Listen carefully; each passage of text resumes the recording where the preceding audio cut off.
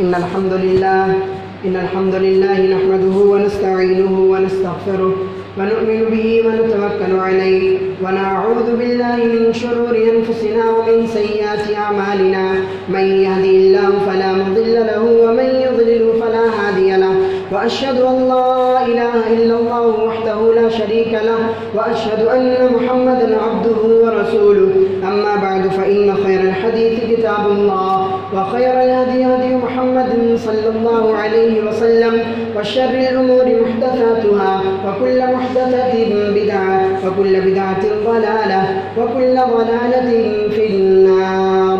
أعوذ بالله من الشيطان الرجيم.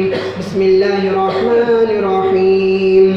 واتقوا فتنة لا تصيبن الذين ظلموا منكم خاصة واعلموا أن الله شديد العقاب. تمام قسم کی تعریف و توصیف، بڑائی، بزرگی، کبریائی، حمد و ثنا اس وحدہ لا شریک کے لیے لائق و سزاوار ہے جو اس کل کائنات کا اکیلا مالک و مربی و پالنہار ہے. درود و سلام ہو اس کے تمام پیغمبروں پر، خصوصاً اس کے آخری نبی تاجدار مدنی احمد مصطفیٰ صلی اللہ علیہ وسلم پر لاکھوں کروڑوں درود و سلام کا ہدیہ نازل ہو صلی اللہ علیہ نبینا وعلی آلہ وسلم. حاضرین جمعہ، برادران اسلام، میرے دینی ملی بھائیوں، بزرگوں، نوجوان ساتھیوں اور میری پردہ نشین ماؤں اور بہنوں، آج کے اس خطبہ جمعہ کے اندر میں آپ لوگوں کے سامنے جس ٹاپک پر گفتگو کرنا چاہتا ہوں وہ ہے ظلم اور مظلوم کی مدد. ظلم اور مظلوم کی مدد. جیسے کہ شروع میں نے آیت کریمہ پیش کی ہے وَاتَّقُوا فِتْنَةً لَا تُصِيبَنَّ الَّذِينَ ظَلَمُوا مِنكُمْ خَاصَّةً. اسی آیت کریمہ کے تعلق سے میں نے کچھ باتیں قرآن حدیث کی روشنی میں نوٹ کی ہیں. انشاءاللہ انہی باتوں کو میں آپ لوگوں کے سامنے قرآن حدیث کی روشنی میں رکھنے کی کوشش کروں گا. اللہ رب العالمین سے دعا ہے کہ اللہ رب العالمین ہم تمام لوگوں کو کہنے سننے سے زیادہ عمل کی توفیق عطا فرما. آمین تقبل رب العالمین. سامعین کرام، آئیے دیکھتے ہیں سب سے پہلے کہ ظلم قرآن حدیث کی روشنی میں، کہ ظلم قرآن حدیث کی روشنی میں ظلم کسے کہا جاتا ہے. آئیے دیکھتے ہیں. کوئی کسی پر ظلم نہ کرے، کوئی شخص کسی شخص پر ظلم نہ کرے. اسلام میں کسی شخص پر یعنی کسی بھی آدمی پر ظلم کرنا حرام قرار دیا ہے. جیسا کہ ابو ہریرہ رضی اللہ عنہ سے روایت ہے کہ نبی کریم صلی اللہ علیہ وسلم نے ارشاد فرمایا، صحیح مسلم حدیث نمبر 2664 کے اندر اللہ کے رسول صلی اللہ علیہ وسلم فرماتے ہیں لا تحاسدوا ولا تناجشوا ولا تباغضوا ولا تدابروا ولا يبيع بعضكم على يبيع بعض وكونوا عباد الله اخوان المسلمين اخو المسلم لا يظلمه ولا يخذله ولا يحقره التقوى ها هنا ويشير الى صدره 3 مرات بحسب امرئ من الشر ان يحقر اخاه المسلم كل المسلم على المسلم حرام دمه وماله وعرضه. اللہ کے رسول صلی اللہ علیہ وسلم فرماتے ہیں کہ ایک دوسرے سے حسد نہ کرو، ایک دوسرے سے حسد نہ کرو، بلا وجہ چیزوں کی قیمتیں نہ بڑھاؤ، ایک دوسرے سے بغض نہ رکھو اور ایک دوسرے سے ناراضگی نہ رکھو، ایک دوسرے سے ناراضگی نہ رکھو، کسی کے بے پر بے نہ کرو. اللہ رب العالمین کے بندے اور بھائی بھائی بن کر رہو. مسلمان کا بھائی ہے، لہذا کوئی بھی اپنے بھائی پر ظلم نہ کرے اور اس کو رسوا اور ذلیل نہ کرے اور اپنے سے کمتر، اپنے سے حقیر کسی کو نہ سمجھے. نبی کریم صلی اللہ علیہ وسلم نے اپنے سینے کی طرف 3 مرتبہ اشارہ کر کے فرمایا کہ ایمان یعنی تقوی ادھر ہے، یعنی دل میں اللہ رب العالمین کے رسول اللہ کی تقوی دل میں ہے. سینے کی طرف اشارہ کر کے فرمایا کہ تقوی یہاں ہے. کسی شخص کی برائی کے لیے یہی کافی ہے کہ اپنے مسلمان بھائی کو حقیر سمجھے. کسی شخص کو برا ہونے کے لیے یہی کافی ہے کہ وہ اپنے مسلمان بھائی کو حقیر سمجھے، اپنے سے کمتر سمجھے اور ایک دوسرے مسلمان کا خون بہائے، کسی کی عزت پامال کرے. یہ ساری چیزیں اسلام کے اندر حرام ہیں. اللہ کے رسول اللہ رب العالمین نے ان تمام چیزوں کو حرام قرار دیا ہے. اسی طرح ظلم نہ کرنا حقیقی مسلمان کی ایک نشانی ہے. ظلم نہ کرنا یہ حقیقی مسلمان کی ایک پہچان ہے۔ تو اللہ کے رسول صلی اللہ علیہ وسلم نے فرمایا المسلم اخو المسلم لا يظلمه ولا يسلمه من كان في حاجة أخيه كان الله في حاجته ومن فرج عن مسلم كربة فرج الله عنه بها كربة من كرب يوم القيامة ومن ستر مسلما ستره الله يوم القيامة۔ اللہ کے رسول صلی اللہ علیہ وسلم نے فرمایا، صحیح مسلم حدیث نمبر 2580 کے اندر اللہ کے رسول صلی اللہ علیہ وسلم فرماتے ہیں کہ ایک مسلمان دوسرے مسلمان کا بھائی ہے، اور اس سے چاہیے کہ وہ اپنے مسلمان بھائی پر ظلم نہ کرے، نہ اس کو ذلیل کرے، نہ اسے رسوا کرے۔ اور جو شخص اپنے بھائی کی مدد کرتا ہے، یعنی جو شخص اپنے بھائی کی مدد میں رہتا ہے، جب تک اس کی مدد میں رہتا ہے اللہ رب العالمین بھی اس شخص کی اس وقت تک مدد کرتا ہے جب تک وہ شخص اپنے بھائی کی مدد میں لگے رہتا ہے۔ اور جو شخص کسی مصیبت میں پھنسے لوگ، یعنی کسی پریشان حال کو اس کی پریشانی سے نکال دے، اس کی مدد کرے، تو اللہ رب العالمین بھی روز قیامت کے دن ایسے شخص کی مدد فرمائے گا جس دن اللہ کی مدد کے سوا کسی کی مدد نہیں ہوگی وہاں پر، اس دن اللہ رب العالمین اس کی مدد فرمائے گا۔ اور جو شخص کسی مسلمان کے عیوب، یعنی کسی ایسی چیز کو جس کے عیب، یعنی کسی مسلمان کے عیوب کو جو شخص چھپاتا ہے، تو اللہ رب العالمین بھی روز قیامت کے دن اس شخص کے عیب پر پردہ ڈال دے گا، یعنی اس کے عیوب کو اس دن جہاں پوری انسانیت موجود ہوگی وہاں پر اللہ رب العالمین اس کے اس گناہ کو چھپائے گا، پردہ پوشی کرے گا۔ اسی طرح حاکم وقت کو مظلوم کی بددعا سے بچنا چاہیے۔ سیدنا ابن عباس رضی اللہ عنہ سے روایت ہے کہ نبی کریم صلی اللہ علیہ وسلم نے معاویہ رضی اللہ عنہ کو یمن کی طرف حاکم بنا کر بھیجا، حضرت معاویہ رضی اللہ عنہ کو۔ صحیح بخاری حدیث نمبر 2448 کے اندر اللہ کے رسول صلی اللہ علیہ وسلم نے فرمایا اتقی دعوت المظلوم۔ اللہ کے رسول صلی اللہ علیہ وسلم نے حضرت معاویہ رضی اللہ عنہ کو فرمایا کہ اتقی دعوت المظلوم فإنها ليس بينها وبين الله حجاب، کہ دیکھو میں تمہیں یمن کی طرف ان کا حاکم بنا کر بھیج رہا ہوں، تم ان کی بددعا سے بچنا، لوگوں کی بددعاؤں سے بچتے رہنا، اور اس تک یعنی اللہ تک یہ بددعا پہنچنے کے لیے بیچ میں کوئی چیز حائل نہیں ہوتی ہے۔ ایک مظلوم جب بددعا کرتا ہے تو اللہ رب العالمین اس بددعا کو فوراً سنتا ہے۔ اسی چیز کو آپ صلی اللہ علیہ وسلم نے حضرت معاویہ رضی اللہ عنہ کو بتایا کہ وہاں جا کر لوگوں پر ظلم نہ کرنا۔ اسی طرح اللہ جب ظالم کو پکڑتا ہے تو چھوڑتا نہیں۔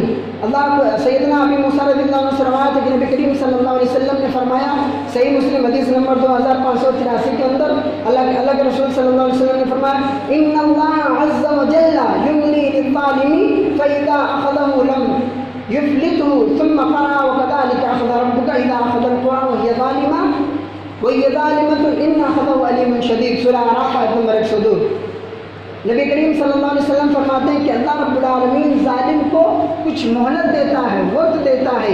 جب وہ ظلم کرتے ہیں تو اللہ رب العالمین انہیں مہلت دیتا ہے تاکہ وہ اپنے ظلم سے باز آ جائیں، جو لوگوں پر ظلم کرتے ہیں اس بنا پر۔ اور جب اللہ رب العالمین کی پکڑ آتی ہے اس مظلوم ظلم کرنے والے کے اوپر تو اللہ رب العالمین کی پکڑ بہت ہی سخت ہے، اللہ رب العالمین کی پکڑ سے کوئی نہیں بچ سکتا۔ تو پھر آپ صلی اللہ علیہ وسلم نے اس کے بعد یہ آیت کریمہ پیش کی اور سورہ اعراف آیت نمبر 102 کی، فرمایا کہ جب بھی آپ کا رب کسی ظالم بستی کو پکڑتا ہے تو اس کی گرفت ایسی سخت ہوتی ہے کہ بے شک اللہ رب العالمین اس کی پکڑ سخت اور دردناک ہے، یعنی اللہ رب العالمین کی پکڑ دردناک ہے۔ اسی طرح ظالم دنیا میں معافی مانگ لے، یعنی جس کے ساتھ ظلم کر رہا ہے ایک ظالم، وہ دنیا کے اندر ہی اس شخص سے معافی مانگ لے، کیونکہ آخرت میں اگر دنیا کے اندر وہ شخص سے معاف کر دے گا تو اللہ رب العالمین بھی اسے معاف کرے گا۔ یہ چیز حقوق العباد ہے۔ اگر ایک انسان ظلم کر کے اللہ سے معافی مانگے تو اللہ رب العالمین اس وقت تک اس کی توبہ قبول نہیں کرے گا جب تک پر اس شخص سے معافی نہ مانگے جس شخص پر اس نے ظلم کیا ہو۔ اگر وہ شخص معاف کر دے گا تو ہی اللہ رب العالمین معاف کرے گا۔ یہ چیز حقوق العباد میں ہے۔ اسی طرح جس نے دوسری کسی کی عزت یا آبرو ریزی کی یا کسی پر ظلم کیا تو آج دنیا کے اندر ہی وہ اس شخص سے معافی مانگ لے، اور پہلے جہاں وہاں پر یعنی روز قیامت کے دن نہ دینار و درہم ہوں گے جو ہمارے لیے نجات کے ذریعہ بنے گے، ایسا کچھ نہیں ہے، البتہ نیک عمل ہی اس کے پاس صرف ہوگا، اور وہ بھی جو اس کے پاس نیک عمل ہوگا اللہ رب العالمین اس کے ان نیک اعمال کو ان سے چھین لے گا، اس لیے کہ اس شخص نے دنیا کے اندر لوگوں کے اوپر ظلم کیا، کسی کو مارا، کسی کو گالی دی، کسی کو برا بھلا کہا، کسی کا مذاق اڑایا ہو، تو اللہ رب العالمین روز قیامت کے دن اس شخص کی نیکیاں اٹھا کر اس شخص کو دے دے گا جس شخص کے اوپر وہ مظلوم ظلم کیا ہوگا، تو اسی کی یعنی قیامت کے دن اس کی ساری نیکیاں اٹھا لے جائیں گی، یعنی اس کو بدل دیا جائے گا، مظلوم کو دے دیا جائے گا، اور جب اس کی نیکیاں ختم ہو جائیں گی تو اللہ رب العالمین اس مظلوم کے گناہوں کو اس ظلم کرنے والے کے اوپر اس کے گناہ کو تھوپ دے گا، اور اس گناہ کو اس کے اوپر ڈال دے گا، اور ڈالنے کے بعد پھر اس شخص کو جہنم کے اندر داخل کر دے گا۔ میں یہ بات اس لیے کہہ رہا ہوں، میں اپنے گاؤں کے اپنے بھائیوں سے کہہ رہا ہوں جو لوگ راستے میں آنے والے لوگوں کو تکلیف دیتے ہیں، انہیں برا بھلا کہتے ہیں، ان کا مذاق اڑاتے ہیں، کیا اسلام ہمیں یہی تعلیم دیتا ہے؟ کیا قرآن نے ہمیں یہی تعلیم دی ہے؟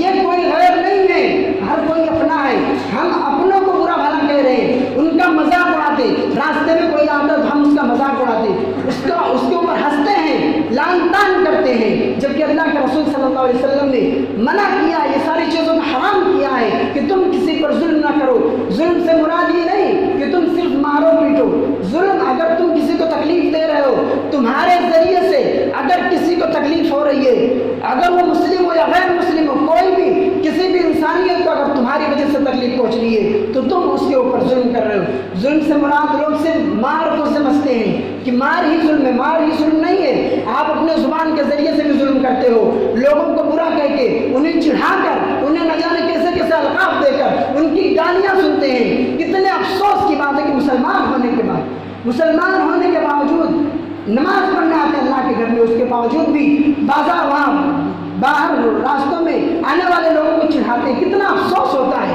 کہ مسلمان ہونے کے ناطے مسلمان ہے، اس کے باوجود بھی یہ ساری چیزیں، حالانکہ کہو لیکن آدمی مانتے نہیں، لیکن یہ ساری چیزیں آپ حوالے کے ساتھ میں بتا رہا ہوں، دیکھ لو، اگر آج آپ نے توبہ نہیں کی تو یاد رکھنا اللہ رب العالمین تمہاری سخت پکڑ کرے گا۔ جو لوگ بھی ایسی حرکت کرتے ہیں، لوگوں کو چڑھاتے ہوں، اللہ کے لیے ایسا مت کریں۔ اللہ رب العالمین نے ان تمام چیزوں سے منع فرمایا ہے، جیسا کہ دنیا میں ظلم کرنے والوں پر روز قیامت، یعنی اگر ہم اس دنیا کے اندر کسی پر ظلم کریں گے، کسی پر زیادتی کریں گے، تو روز قیامت میں بھی اللہ رب العالمین ہم پر ظلم کرے گا، ہمارے اوپر انہی کا بدلہ دیا جائے گا۔ جیسا کہ عروہ بن زبیر رحمۃ اللہ علیہ فرماتے ہیں کہ ہشام بن حکیم رحمۃ اللہ علیہ نے حمص یا حمص، یہ کسی جگہ کا نام ہے، انہوں نے وہ جب وہاں گئے تو وہاں دیکھا کہ کچھ لوگوں کے، وہاں کے حاکم یعنی وہاں کا جو بادشاہ تھا، وہاں کے کچھ لوگوں کو دھوپ کے اندر کھڑا کر کے رکھا تھا، تو انہوں نے وہاں کے لوگوں سے پوچھا کہ آخر یہ ماجرا کیا ہے، انہیں دھوپ کے اندر کیوں کھڑا کیا گیا ہے؟ تو وہاں کے لوگوں نے بتایا کہ یہ لوگ جزیہ ٹیکس وغیرہ نہیں دیتے تھے، جس کی بنا پر انہیں سزا دی گئی ہے۔ تو انہوں نے کہا کہ اللہ کے رسول صلی اللہ علیہ وسلم نے فرمایا کہ جو شخص اللہ رب العالمین قیامت کے دن ان لوگوں کو عذاب دے گا، کن لوگوں کو؟ جو لوگ بلا وجہ کسی کو تکلیف دیتے ہیں، کس کے؟ جو لوگ بلا وجہ، بنا کسی بات کے انہیں تکلیف دیتے ہیں، اللہ رب العالمین روز قیامت کے دن انہیں دردناک عذاب دے گا۔ اسی طرح ظلم کی سزا دنیا میں بھی اور آخرت میں بھی، یعنی جو لوگ ظلم کرتے ہیں ان کو اللہ رب العالمین دنیا کے اندر بھی اور آخرت کے اندر بھی ذلیل کر کے چھوڑے گا، یہ اللہ رب العالمین کا فرمان ہے۔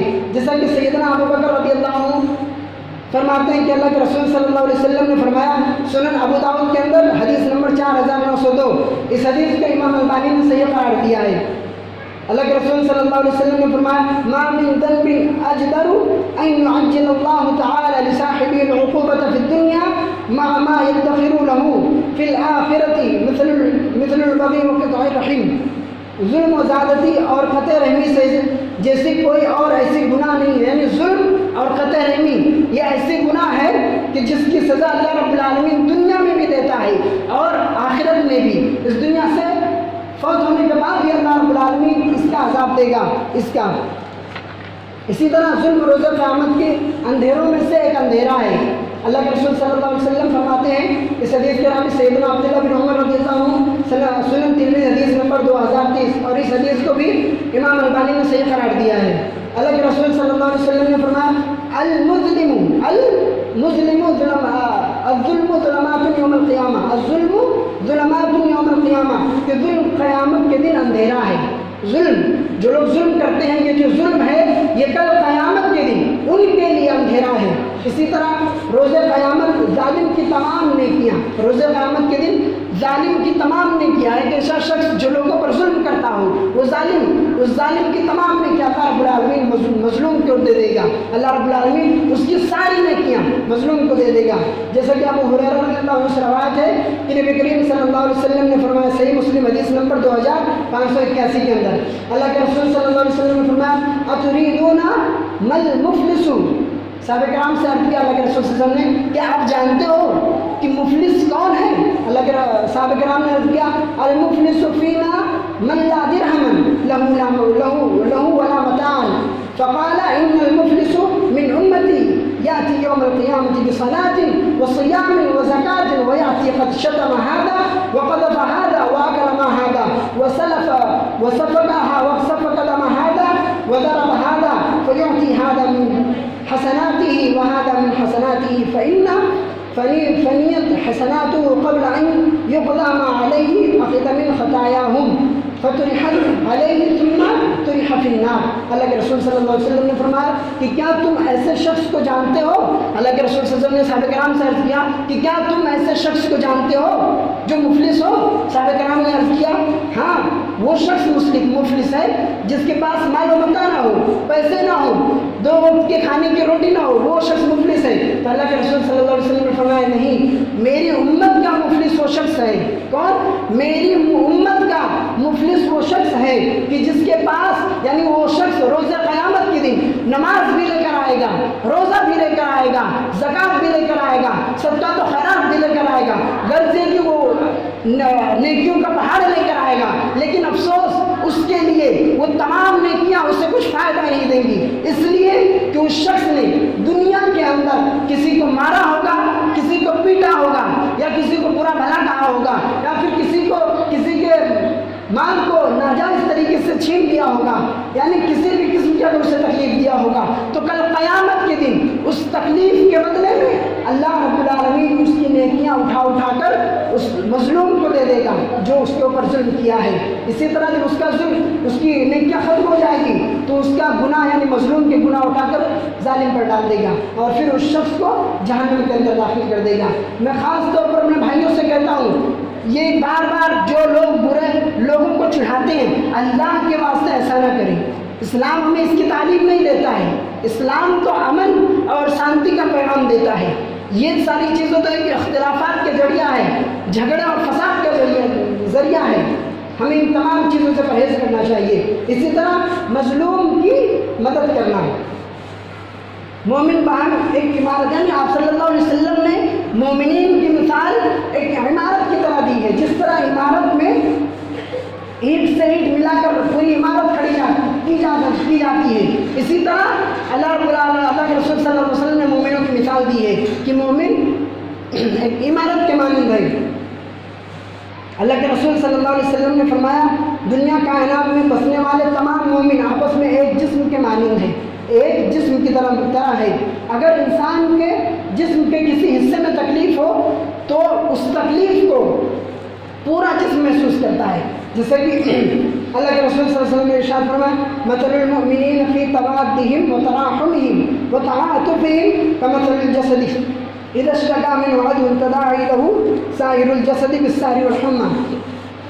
صحیح مسلم حدیث نمبر 2586۔ اللہ کے رسول صلی اللہ علیہ وسلم نے فرمایا کہ مسلمان آپس میں پیار و محبت، رحمت و شفقت اور مہربانی برتنے میں ایک ہی جسم کے مانند ہے۔ ایک جسم کے عضو اگر ان کے ایک جسم کو کسی حصے میں تکلیف ہو تو وہ تمام پورا جسم اس تکلیف کو محسوس کرتا ہے۔ اسی طرح اللہ کے رسول صلی اللہ علیہ وسلم نے ایک دوسری روایت میں مومن باہمی کمارت کے تعلق سے ایک اور حدیث بیان کی ہے. اللہ کے رسول صلی اللہ علیہ وسلم نے فرمایا المؤمن للمؤمن کالبنیان یشد بعضهم بعضا وشبک بین اصابعہ. صحیح بخاری حدیث نمبر 2446. اللہ کے رسول اسی طرح مظلوم کی مدد کرنے کا حکم اللہ کے رسول صلی اللہ علیہ وسلم مظلوم کی مدد کرنے کا حکم دے رہے ہیں. دنیا کے کسی بھی خطے میں اگر کوئی مسلمان کسی پر ظلم کر رہا ہو، دنیا کے کسی بھی حصے میں اگر کوئی شخص کوئی مسلمان کسی پر ظلم کر رہا ہو تو باقی مسلمانوں پر ضروری ہے کہ وہ اس ظلم کو ٹالنے کی کوشش کرے، چاہے اپنے مالی اعتبار سے، اپنے قوت کے اعتبار سے، کسی بھی اعتبار سے، لیکن اس ظلم کو ٹالنے کی کوشش کرے. جیسا کہ اللہ کے رسول صلی اللہ علیہ وسلم صحیح بخاری حدیث نمبر 1239 کے اندر فرماتے ہیں نبی کریم صلی اللہ علیہ وسلم نے 7 چیزیں ایسے بتائی ہیں اور 7 چیزیں ایسی ہیں جن کو آپ نے کرنے کا حکم دیا اور 7 چیزیں ایسی ہیں جن کو آپ صلی اللہ علیہ وسلم نے منع کیا. اللہ کے رسول صلی اللہ علیہ وسلم نے 7 باتوں کا حکم دیا اور 7 باتوں سے منع کیا. پھر جن باتوں کا حکم دیا ان باتوں کو آپ صلی اللہ علیہ وسلم نے بیان کر دیا.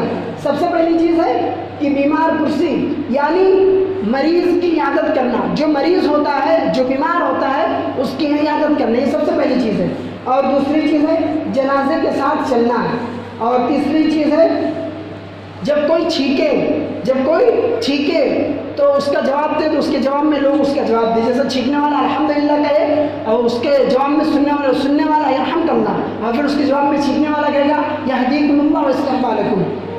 اور اسی طرح سلام، اگر کوئی شخص سلام کرے تو کوئی بھی شخص اگر ہمارا دشمن بھی ہے ہم سے سلام کر رہا ہے تو یہ ضروری ہے کہ ہم اس کے سلام کا جواب دیں. اور ایک چیز ہے کہ مظلوم کی مدد کرنا. اور اگر کوئی دعوت دے، کھانے کی دعوت، کسی بھی قسم کی دعوت دے تو اس کی دعوت پر لبیک کہے، الا یہ کہ وہ دعوت شریعت کے نظر میں صحیح ہو، غلط نہ ہو، وہ اس دعوت کو قبول کرے. اسی طرح کوئی اگر اس سے قسم دے، کسی بھی قسم کا کوئی قسم دے تو اس قسم کو پورا کرے. اسی طرح مظلوم کی مدد نہ کرنے کی سزا ظلم پر خاموشی عذاب الہی کا ذریعہ ہے. یعنی ایک شخص ہے وہ ظلم ہوتے ہوئے اپنے آنکھوں سے دیکھ رہا ہے اور اس کی طاقت رکھتا ہے کہ وہ ظلم کو روک سکے، لیکن اس کے باوجود بھی اگر وہ شخص نہیں روکتا ہے تو ایسے شخص پر اللہ رب العالمین کی طرف سے عذاب ہے. اللہ رب العالمین فرماتا ہے وَاتَّقُوا فِتْنَةً لَا تُصِيبَنَّ الَّذِينَ ظَلَمُوا مِنْكُمْ خَاصَّةً وَاعْلَمُوا أَنَّ اللَّهَ شَدِيدُ الْعِقَابِ. سورہ انفال آیت نمبر 25.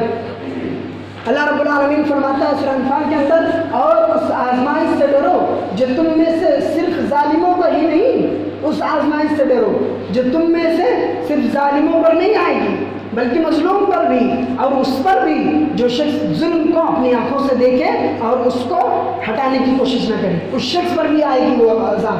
اللہ کے رسول اللہ رب العالمین سورہ انفال کے اندر فرمایا. اور اسی طرح ظلم پر خاموشی رہنے والوں کو اللہ رب العالمین ان سے یعنی ظلم پر خاموش رہنے والوں سے اللہ رب العالمین قیامت کے دن انتقام لے گا.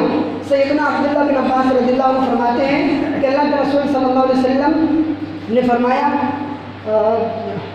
مجھے اپنی عزت یعنی اللہ رب العالمین فرماتا ہے، اللہ کے رسول صلی اللہ علیہ وسلم کہہ رہے ہیں کہ اللہ رب العالمین فرماتا ہے کہ مجھے اپنی عزت و جلال کی قسم، اللہ رب العالمین اپنی عزت و جلال کی قسم کھا کے کہہ رہا ہے کہ میں ظالم سے دنیا و آخرت میں ضرور انتقام لوں گا. اس سے ظالم سے جو شخص ظلم کرتا ہے اللہ رب العالمین دنیا و آخرت کے دونوں جہاں کے اندر اس شخص سے انتقام لیں گے.